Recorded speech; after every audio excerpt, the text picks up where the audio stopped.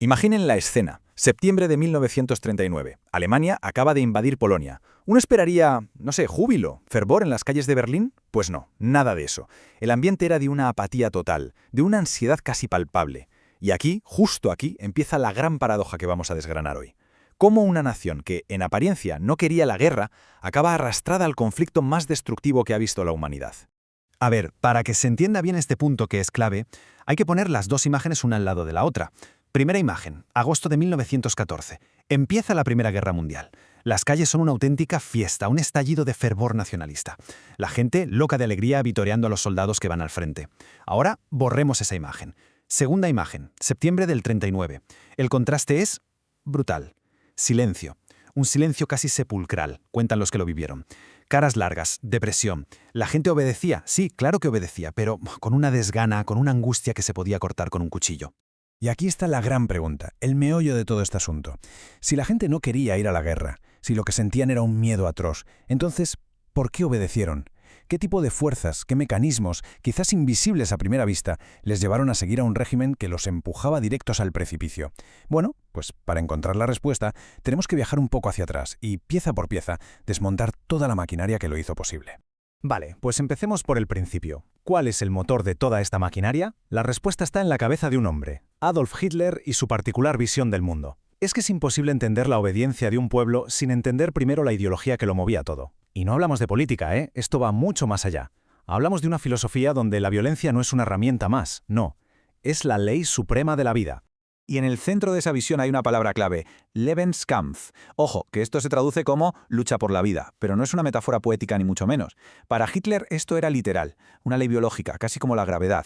Él se agarra a una versión totalmente retorcida del darwinismo social y llega a la conclusión de que la historia no es más que una lucha a muerte, constante y brutal, entre los pueblos.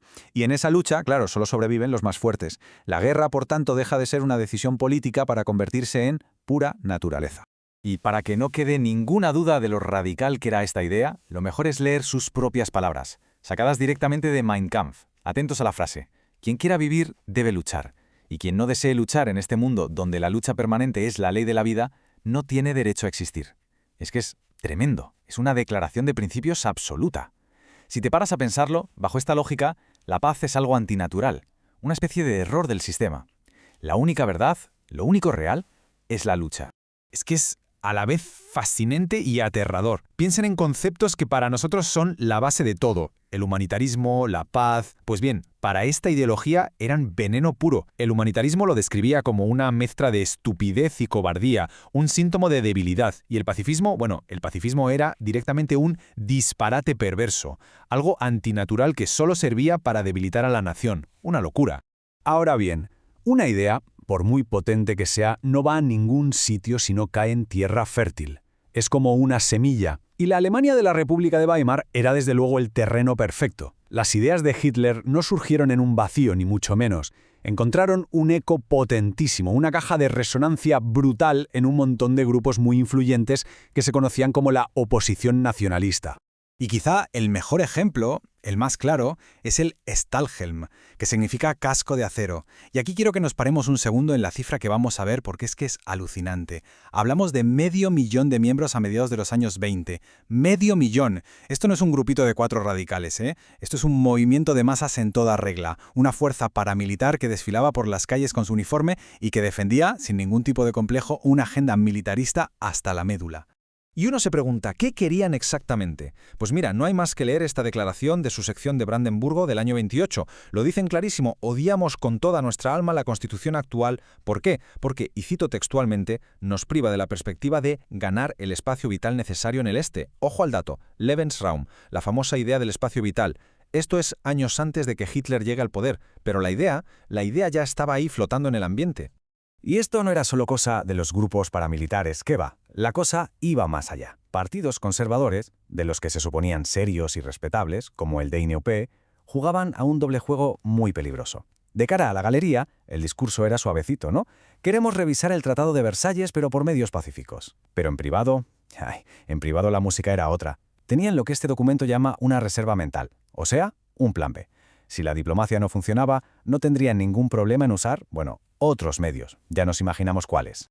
Bien, Este caldo de cultivo militarista no se cocinaba solo en los despachos de los políticos. También, y esto es muy importante, se estaba cultivando en el mundo de las ideas. Vamos a hablar ahora de los que podríamos llamar los arquitectos de la mente, los intelectuales y los estudiantes que consiguieron algo increíble: transformar la imagen de la guerra, de ser una catástrofe absoluta, a convertirse en un ideal, en algo heroico.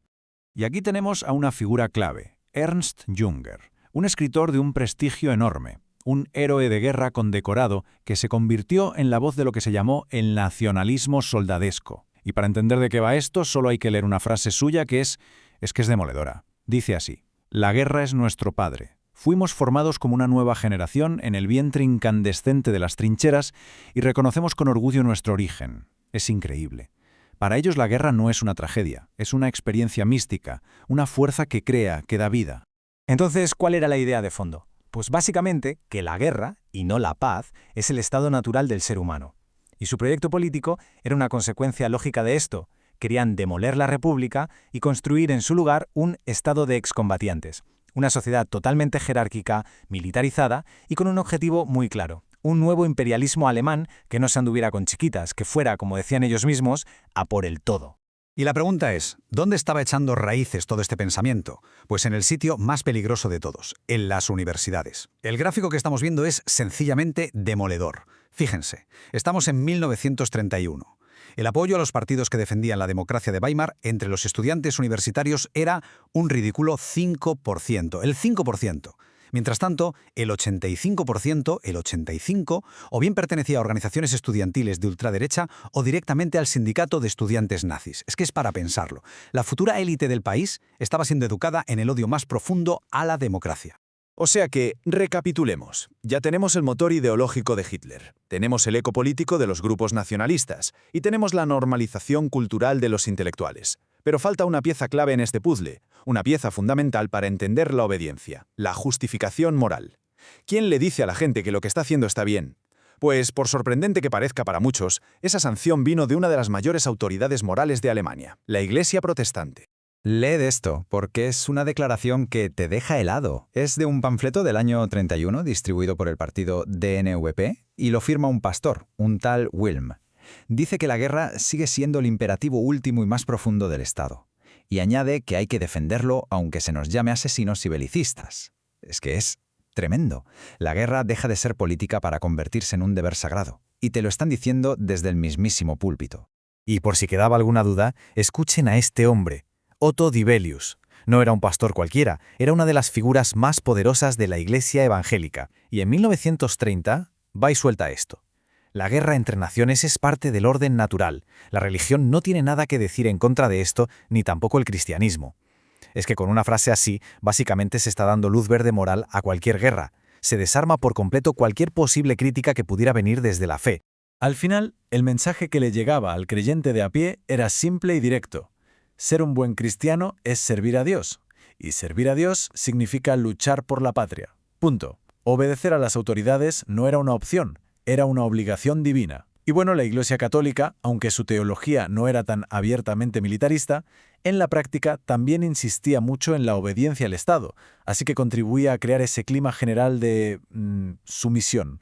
Y con esto llegamos ya a la conclusión. Si juntamos todas las piezas, la fuerza ideológica, el altavoz político, el barniz cultural y la bendición moral, todas se entrelazan para crear algo que podríamos llamar un clima de obediencia. Un ambiente tan cargado, tan denso, que a pesar de que la gente individualmente tuviera miedo, la idea de desobedecer en masa a la llamada a filas se volvió simplemente impensable. Vamos a repasar el camino, que se vea claro. Primero, la base, la ideología nazi que dice que la violencia es la ley de la vida. Segundo, los altavoces, la oposición nacionalista que lleva años gritando el mismo mensaje. Tercero, la normalización, los intelectuales y las universidades que convierten la guerra en algo cool, en un ideal heroico. Y cuarto, el sello de aprobación, la Iglesia, que le da su bendición y exige obediencia. Y todo esto nos deja con una pregunta final, una reflexión que va más allá de este caso concreto.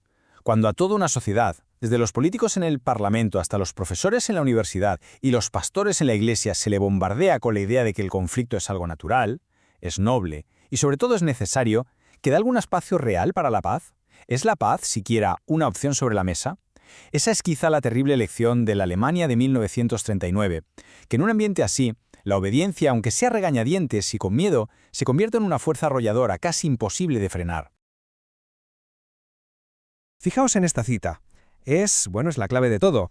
Hoy vamos a desentrañar cómo una increíble maquinaria de propaganda consiguió, paso a paso, remodelar la mentalidad de una nación entera, basándose precisamente en esto, en apelar a los sentimientos y dejar de lado la razón. Nos vamos a sumergir en 16 años de pura manipulación. Vamos a ver cómo la propaganda nacionalsocialista fue cambiando de piel, cómo se transformó estratégicamente para pasar de susurrar promesas de paz a gritar a pleno pulmón proclamas de guerra. Vale, este es el plan de ruta que vamos a seguir. Primero, el diseño, la idea original. Luego, cómo se hicieron con el control de todo. Después, la gran mentira de la paz, el giro hacia la guerra y finalmente, cómo se fabricó la excusa perfecta. Vamos a verlo todo paso a paso. Bueno, para entender de verdad cómo funcionó todo, tenemos que irnos un poco para atrás, a antes de 1933. Porque es aquí donde se pusieron los cimientos de todo, los principios que luego guiaron cada una de sus acciones.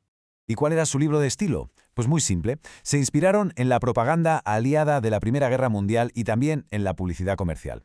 Hitler lo tenía clarísimo. Nada de debates racionales. Las masas, decía, entienden poco y olvidan rápido. Así que la clave era una sola. Un mensaje sencillísimo, con muy pocos puntos, y repetirlo como un martillo, una y otra vez, sin descanso.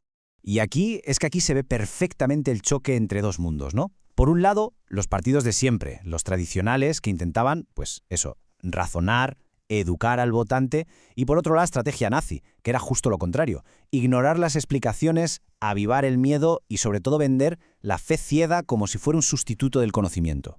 Y esto que dice Goebbels es fundamental para entenderlo todo. Les daba igual el contenido de la propaganda. El objetivo principal, y lo admitían así sin tapujos, no era ofrecer soluciones, sino una sola cosa: conseguir el poder absoluto. La ideología no era un fin, era simplemente una herramienta. Vale, ya tenemos los principios. El siguiente paso, a partir de 1933, fue montar toda la maquinaria para difundir ese mensaje. Y ojo, lo hicieron a una velocidad de vértigo. Mirad la cronología, es que es alucinante lo rápido que fue todo. En cuestión de meses, a través de decretos y leyes, desmontaron por completo una prensa que hasta entonces era libre, se centralizó toda la información bajo un control ideológico único y se acabó, así de simple, cualquier tipo de opinión en contra. Y para que nos hagamos una idea del nivel de control, para 1939 el partido ya controlaba económicamente y de forma directa 2 de cada 3 periódicos alemanes. Las editoriales que eran de la oposición simplemente se confiscaron y se vendieron a precio de saldo a la prensa final partido. Así de claro. Y este dato también es tremendo, un 70%. Para el 39, 7 de cada 10 hogares en Alemania ya tenían una radio. ¿Y cómo se consiguió? Pues muy fácil. El régimen se puso a fabricar aparatos súper baratos, los llamaban receptores del pueblo, diseñados para una cosa, que su mensaje entrara directamente en cada cocina, en cada salón. Y, muy importante, estaban hechos para que solo pudieran sintonizar las emisoras alemanas.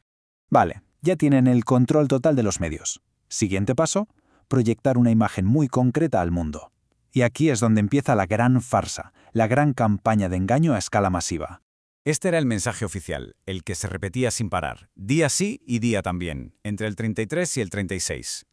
En todos sus discursos, Alemania se presentaba como la gran defensora de la paz, una nación que, después de la experiencia de la guerra, solo quería tranquilidad y entendimiento con sus vecinos.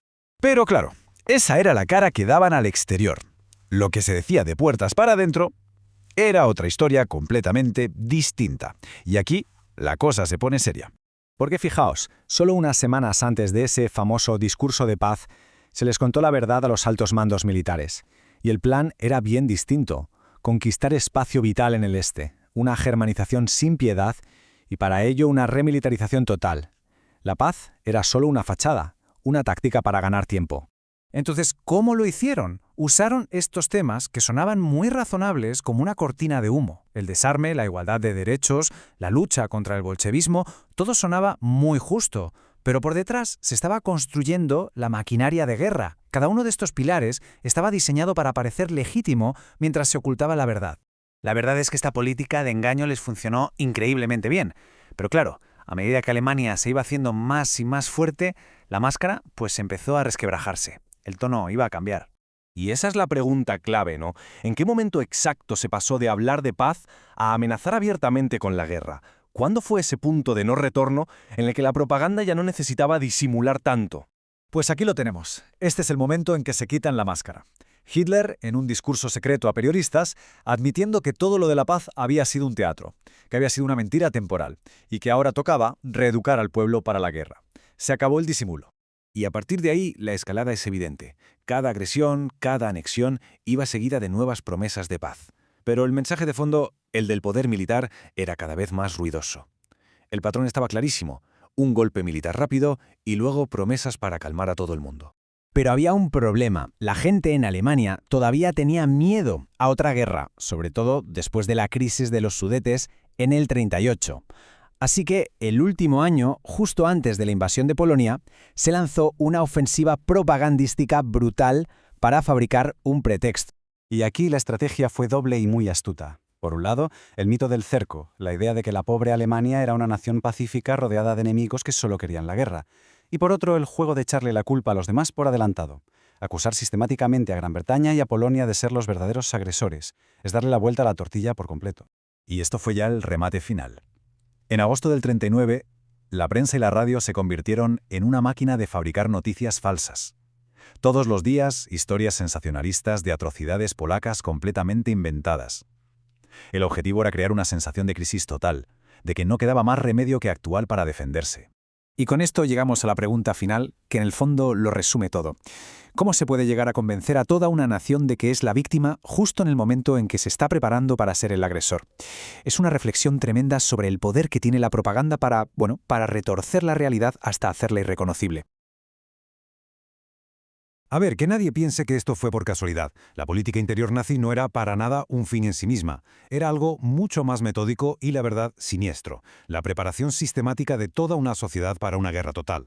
Pensadlo bien, cada ley, cada programa social, cada acto de terror, todo estaba diseñado con un único objetivo: convertir a la nación alemana en un arma. Vamos a desgranar cómo se forjó esa espada. Y lo más increíble es que ni siquiera se molestaban en ocultarlo. Ya en 1930, fijaos, Joseph Goebbels, uno de los grandes ideólogos del régimen, lo dejó por escrito con una claridad que asusta. Esta cita no es una reflexión posterior, no. Es el plan de ruta, a la vista de todo el mundo. La política interior, decía, era solo el aperitivo. El objetivo real, la conquista del espacio vital. No era un secreto, era una declaración de intenciones en toda regla. Para entender bien esta transformación nos vamos a centrar en 5 pilares clave. Primero, cómo consolidaron el poder de una forma absolutista. Luego analizaremos esa estrategia de palo y zanahoria para controlar a la gente. Veremos las 2 respuestas posibles, o huir o luchar. Profundizaremos en el terror como una herramienta más del Estado. Y por último, cómo lo unieron todo bajo la idea de una comunidad nacional militarizada. Venga, empezamos por el principio, la política. Los primeros movimientos del régimen no iban solo de asegurarse el poder, que va, eran los cimientos indispensables para preparar a la nación para la guerra que sabían que iba a llegar. Y aquí hay un concepto clave, una palabra alemana que hay que entender sí o sí: Gleichschaltung. La traducción es algo así como coordinación o sincronización, pero es mucho más que eso. Imaginad un proceso para absorber o directamente disolver cualquier institución que fuera independiente, partidos políticos, sindicatos, hasta los clubes sociales. El objetivo era que toda la sociedad marchara al unísono, al mismo ritmo que marcaba el partido. Y lo que de verdad impresiona es la velocidad. Fijaos en las fechas. En apenas 6 meses, la democracia alemana fue desmantelada pieza por pieza. Y el matiz importante es que todo se hizo con una fachada de legalidad. Usaron los propios mecanismos de la República para destruirla desde dentro. Cada paso se presentaba como una medida necesaria, constitucional, cuando en realidad era un golpe de Estado a cámara lenta. Y aquí está el quid de la cuestión. Esta demolición no se consiguió solo con la fuerza bruta en la calle. No, fue posible gracias a la cooperación, muchas veces voluntaria, de las élites de siempre: el ejército, los funcionarios, los jueces. Todos ellos, en nombre del orden y la supuesta legalidad, se convirtieron en cómplices del desmantelamiento del mismo sistema que habían jurado proteger. Vale, una vez atado el control político, el siguiente objetivo era la sociedad, y sobre todo la clase trabajadora. El régimen sabía que necesitaba su lealtad, o como mínimo, que no dieran problemas para poder ir a la guerra. Y para eso desplegaron una estrategia de manual, la del palo y la zanahoria.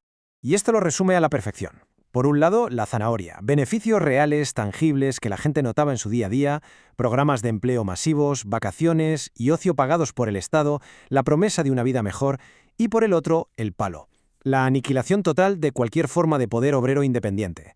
Se prohibieron los sindicatos, se quedaron con sus bienes y los sustituyeron por el Frente Alemán del Trabajo, que era una herramienta de control, no de representación. ¿Y por qué funcionó tan bien la zanahoria? Bueno, pues este número es la respuesta. Una caída de casi 5 millones en el número de parados en menos de 4 años. Es una cifra brutal. Hay que ponerse en el contexto. Venían de la miseria más absoluta de la Gran Depresión.